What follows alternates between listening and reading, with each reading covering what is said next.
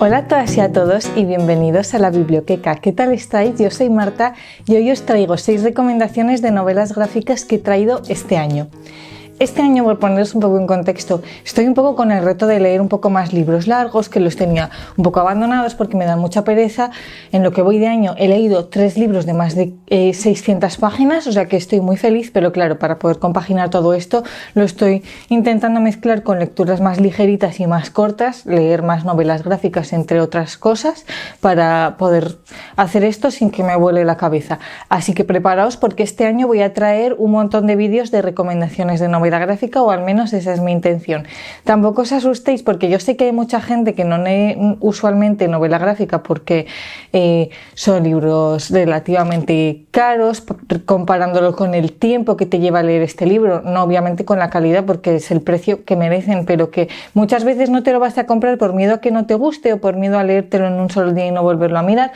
Y yo también os digo que al ritmo que estoy leyendo las novelas gráficas tampoco me las puedo permitir, así que la mayoría de los libros que os voy a traer en estos vídeos son o bien de bibliotecas presenciales o bien de Biblio. En este caso 5 de los 6 libros que os quiero traer están en eBiblio, así que son accesibles para todas las personas que estéis viendo este vídeo. Por eso creo que también os pueden encantar y que le deis un empujoncito a la novela gráfica, porque además es un tipo de recomendación que yo no suelo ver por aquí por YouTube. La única persona que conozco que recomienda activamente y usualmente novela gráfica es Juan Naranjo, así que me quiero sumar también poniendo este granito de arena para que lleguen a mucha más gente. La primera seguro que la conocéis porque este año ha sido un boom terrible, es la saga de Hooky, que en castellano tenemos los 2 primeros tomos, en inglés hay un tercero ya que estoy deseando que saquen, y que son una especie de novelas gráficas que son más estilo cómic, la verdad,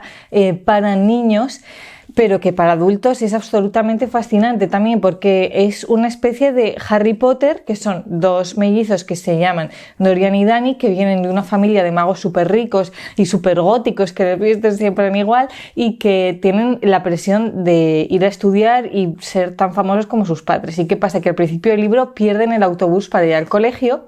y como les da miedo volver a casa porque les va a caer la bronca terrible, pues se van buscando un poco la vida y encuentran en un castillo a un maestro que se llama el maestro Pendragón, que es el que les va a enseñar magia, y van a vivir allí pues con una princesa, con un chico que no hace magia, y forman como una especie de familia super cute. Todo esto es un primer tomo muy introductorio, pero sí que es cierto que la segunda mitad tiene ya muchísima más acción y que recuerda muchísimo también a las batallas de Hogwarts. A mí son libros que me han hecho reconectar un montón pues eso, con el volver a leer historias de colegios de magos como los que me gustaban cuando era pequeña, pero con el plus de tenerlo en una novela gráfica, además a todo color, que las viñetas son absolutamente preciosas y que juegan mucho, que me gusta un montón, con el juego de colores, de que al principio es todo mucho más pastel, mucho más colorido, y a medida que la historia se va volviendo un poco más turbia, los colores de las propias viñetas se van volviendo un poco más oscuros. Es una novela, unas novelas que yo creo que son para todos los públicos, porque infantil yo las recomendaría a partir de los 10 años más o menos, porque es cierto que son gorditas, pero que mezclan muy bien un humor súper tonto que lo pueden entender tanto los niños como los adultos y te hace tanta gracia como a mí, con personajes realmente bastante desarrollados, un world building que yo me esperaba mucho más simple y relaciones entre un montón de personajes. Me gustó mucho también cómo al ser un libro infantil todos los buenos son súper buenos, todos los malos son súper malos, es que es como que tienes que disfrutar de la acción y de la historia sin tampoco estar súper concentrado ni analizando todos los personajes. Es una lectura súper ligera, pero sí que es cierto que la segunda mitad yo noté que la acción era súper rápida, era un poco desordenada, y también me pareció que aunque sabía hacerlo original y sabía ponerle su toque, es una historia que bebe también de muchísimos clichés. Aún así, estoy deseando leer el segundo. Este lo leí de la biblioteca física y vivo en un barrio que está lleno de niños, así que tienen una lista de espera terrible. Yo estoy en la lista del segundo, pero no sé cuándo me llamarán. Otra novela gráfica que está así, a partir de aquí sí las he leído en eBiblio y que también me ha gustado bastante, aunque esta se me ha quedado un poco ahí, es el de Todas las personas que fui, de Alfonso Casas. Estaba deseando leer este autor, que por ejemplo a Juan Naranjo le encanta, y que he leído esta novela gráfica, que es la tercera parte de la trilogía del viaje al centro de uno mismo, que son unas novelitas donde él explica episodios oscuros de su vida, digamos, donde ha tenido que lidiar con emociones para las que no estaba preparado, como por ejemplo la ansiedad, la depresión, el miedo, y que los dibuja como si fuesen monstruos a los que se tiene que enfrentar en su día a día y mantiene conversaciones con ellos, y que pues en cada tomo se va, no es que los vaya afrontando, sino que va estableciendo otros. Bueno, como podéis ver, últimamente no hay vídeo que no sea boicoteado por mi gato. Estamos todos bien y voy a continuar donde lo hemos dejado. Lo que decía es que no es que intente afrontar estas emociones o estos problemas, sino que lo que hace es reconciliarse con ellos y aprender a vivir con ellos, lo cual me parece súper bonito. Y en este tercer tomo ya está con todo el resto de emociones, que yo no he leído los dos primeros, pero que los leeré seguramente, y se enfrenta a un nuevo monstruo que se llama Chris, que es la crisis existencial, que es un libro en el que nos va a contar cómo él tuvo una especie de bloqueo porque sentía mucha presión por seguir sacando novelas gráficas buenas, y él le dio por pensar que su dibujo no estaba a la altura, que ya no era capaz de dibujar como antes, que no tenía ideas nuevas. Y bueno, pues Chris le va a acompañar en un viaje a su interior para conocer todas las distintas versiones de uno mismo y aprender a quererse a uno mismo, subir su autoestima de nuevo y volver a dibujar. Es una historia que recuerda mucho a Inside Out por este tipo de personajes y tal, y que a mí me ha gustado, pero no me ha gustado tanto porque es cierto que este tipo de historias muy Mr. Wonderful, muy viñetas de 72 kilos, este tipo de cosas, no empatizo nada con ellos porque suelen tener muchísimas metáforas para decir algo que a mí me gusta más leerlo de forma cruda, pero sí que entiendo que es un tipo de libro que puede gustar mucho y que, por ejemplo, pues si tenéis este tipo de problemas o os gusta leer más sobre inteligencia emocional, sobre cómo afrontar tus problemas de salud mental y tal, pues es un libro que me parece muy chulo para tener en tu casa, consultar cuando necesites, que te acompañe en tus momentos malos y tal. Visualmente es un libro increíble, tiene viñetas chulísimas, es un libro que tiene un trabajazo increíble detrás, y yo no sé cómo le dio Alfonso Casas por pensar que no tenía talento. Es broma esto, pero en serio, es un libro que visualmente es brutal, que tiene frases también muy bonitas y que me sorprendió muchísimo, que es cierto que lo leí cuando este libro no llevaba, yo creo que ni un mes en el mercado editorial, pero que en Goodreads no tenía ninguna valoración por debajo de las 4 estrellas, o sea que es un libro que creo que puede gustar mucho y que, aunque en este caso no haya sido 100% para mí, también he disfrutado y me ha parecido una idea muy original, y os digo que seguramente lea alguno más. El tercero también ha sido el otro libro que quiero meter en esta lista, que me ha gustado un poco y que creo que a vosotros os puede gustar mucho, y es Baila. Es una novelita gráfica que está ambientada en la Alemania en los años 60, en la posguerra, donde nuestra protagonista, que se llama Uli, es bailarín. Todo el libro gira en torno a la danza en la época, y él pues está apuntado a diferentes escuelas de baile donde siente que ninguna comprenden su arte y se ríen de él, y en ese momento pues todas las escuelas de arte están enfocados a algo mucho más sobrio, algo mucho más serio. Al final es un periodo de posguerra donde todo está muchísimo más cuadriculado, y nuestro protagonista, que realmente quiere usar la danza para expresar sus emociones, para hacerlo pues a su libre albedrío, poder sacar todo lo que tiene dentro, es algo que allí no entienden. Y un día conoce a Anthony, un chico con el que se acuesta y que vive en Nueva York trabajando en musicales, y dice, pues yo también quiero probar esa vida, y se lanza a cruzar al otro lado del charco. Es un tipo de vida que siempre había ansiado, y cuando llega allí pues descubre también la otra cara de la moneda, que no todo es lo que parece, descubre los celos, las envidias, el trabajo duro, la explotación, y valora un poco hasta dónde quiere llegar para conseguir su sueño. La historia también me parece muy buena, me parece muy original, pero en este caso, aunque la paleta de colores me ha parecido preciosa y visualmente también ha habido viñetas muy bonitas, me ha parecido que en mi caso concreto me faltaba diálogo, y juega mucho con un lenguaje no verbal para transmitir cosas a partir de la danza que yo no he conseguido entenderlas. Me han parecido muy bonitas, pero no he sabido entender todo lo que intentaba transmitir con estas viñetas, y creo que también me faltaba bastante contexto. Yo quería saber mucho más sobre la influencia de la posguerra en el baile y sobre la influencia de la época, y menos sobre el baile en sí o cómo intentaba transmitirlo a través de la propia danza. que me faltaba mucho conocimiento. Es cierto que al final me di cuenta cuando lo terminé, sí que viene bastante explicación de las distintas corrientes, influencias del baile en ese momento, pero que ya lo leí cuando lo había terminado. Yo es cierto eso, que la primera mitad me sentí un poco descolocada, luego sí que supe ver qué es lo que nos estaba intentando enseñar y supe disfrutar de la historia y tal, pero que creo que no le saqué todo el partido que podría habérselo sacado, pero no dudo que si a vosotros os interesa el tema sí que se lo podéis sacar. Después vamos con mi nueva obsesión. He leído seguidito además 2 novelas gráficas de Sole Otero, estoy deseando leer muchísimas más. La primera he leído Naftalina, que es un libro que llevaba en mi wishlist hace también muchísimos años, pero que he intentado buscar en papel por diferentes bibliotecas y no encontraba. Es una historia que me ha parecido preciosa. Este libro ha rozado las 5 estrellas y es la historia de Rocío, que es una adolescente que vive en Argentina, que no sabe qué hacer con su vida y que en este no sé qué hacer con su vida se siente muy presionada por sus padres que la incitan a que siga estudiando, y ella siente que necesita un poco de independencia y se va a vivir a la casa de su abuela una vez que su abuela ha muerto, con su gato.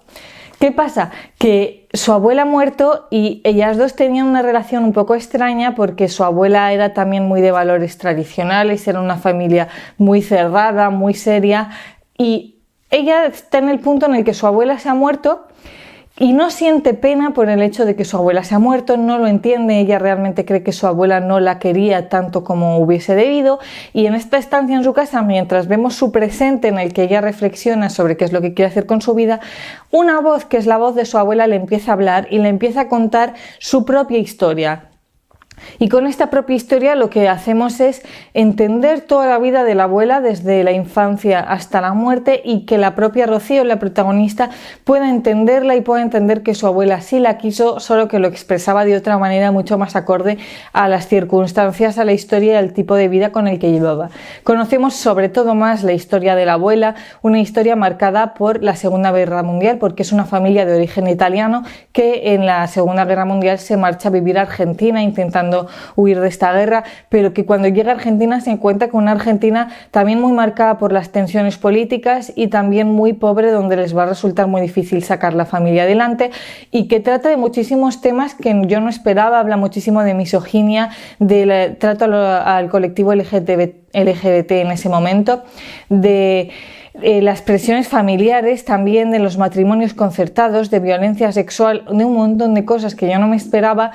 Y que este libro yo he empatizado muchísimo con los dos personajes. A mí me das una historia familiar con crecimiento personal y para mí ella es un súper sí. Entender a las dos y cómo las dos tenían un ansia por la vida mejor, por una vida distinta, mejor dicho, la abuela en su caso cómo no lo pudo conseguir y la nieta cómo tiene aún el poder de conseguirlo, me parece absolutamente precioso.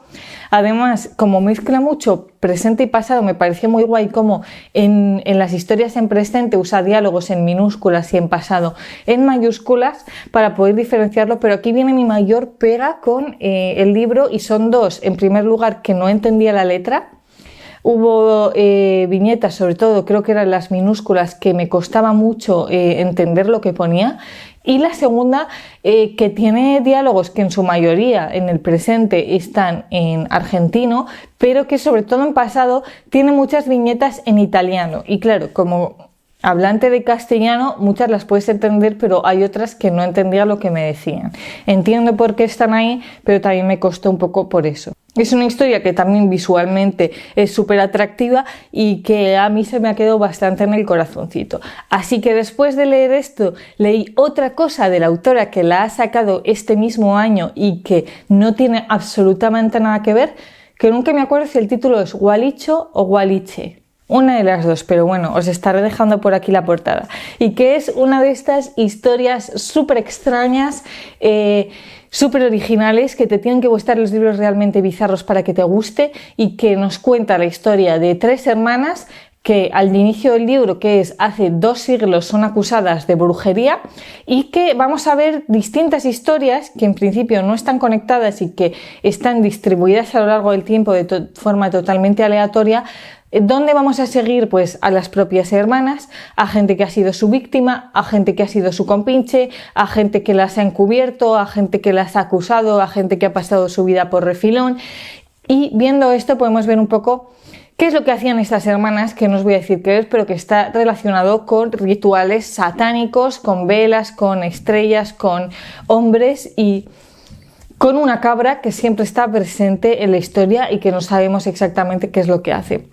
Es una historia, y os digo que muy confusa, que a mí me ha gustado, me ha parecido súper original, es súper tétrica, es súper Mariana Enríquez, que de hecho Mariana Enríquez aparece también de refilón en esta historia, pero que es cierto que a mí se me ha quedado muy cortita, que quería saber más de estas hermanas porque al final vemos la perspectiva de gente que ha pasado por su vida, pero no vemos tanto a estas hermanas como tal, y que se me ha quedado súper cortita y siento que no he conectado tanto con ella por eso. Pero que bebe muchísimo de la cultura, que me ha apuntado el nombre, de la cultura mapuche, que es algo que yo no conocía, y cómo cuenta un poco su idiosincrasia, sus creencias, su herencia cultural, que me ha parecido súper interesante. Es una historia que realmente también es muy adictiva,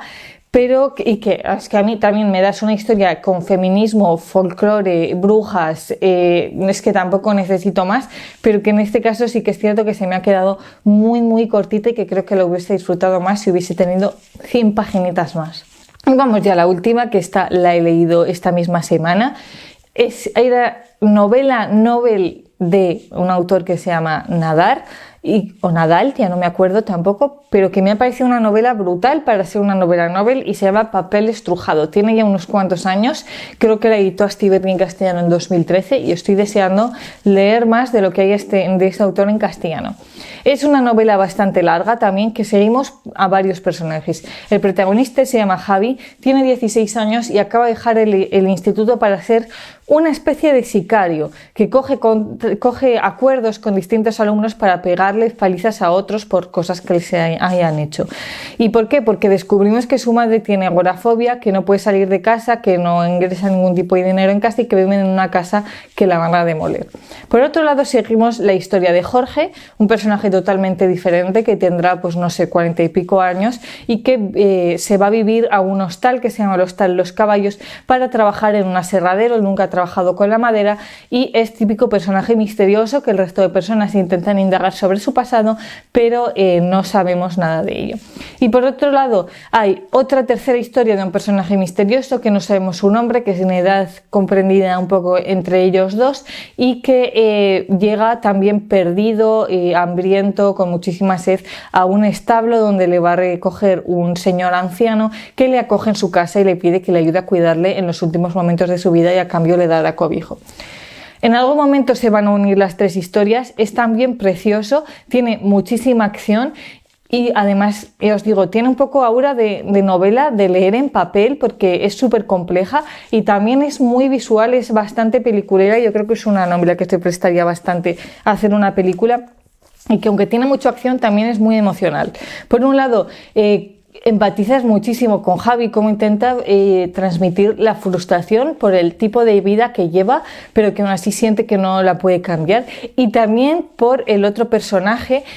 como hay mucha gente que ha criticado el libro porque dicen que intentan justificar acciones de ambos personajes, cosas malas que hacen. A mí no me parece que las esté justificando, pero sí que intentas entender qué les ha llevado a hacer esto. Y es un libro que básicamente habla de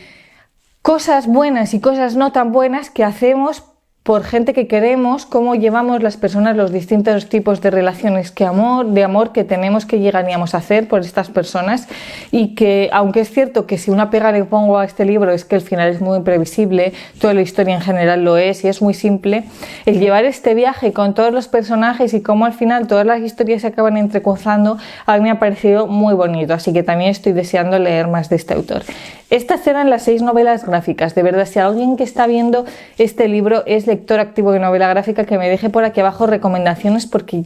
yo me estoy aventurando este mundo un poco a ciegas con lo que me voy encontrando, así que necesito un montón de recomendaciones. Y nada, esto era todo lo que os quería traer hoy. Nos vemos la semana que viene y os mando un besito muy grande.